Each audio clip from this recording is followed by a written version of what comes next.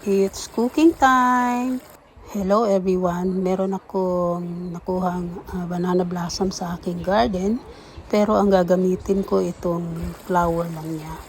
Naisip ko na ito'y masarap na ilagay sa pork humba. Just read and follow the list of the ingredients and the recipe sa screen po. Tara, magluto na tayo! Ang ginamit kong meat ay yung pang pork adobo. Pinakuluan ko siya ng medyo matagal and then hinugasan ko siya para matanggal yung mga dugo-dugo niya. Maglalagay ako ng oil, konti lang sa pan at ilalagay ko yung meat and let it brown. Pag nag-brown na siya, isosote ko na with the garlic and the onion.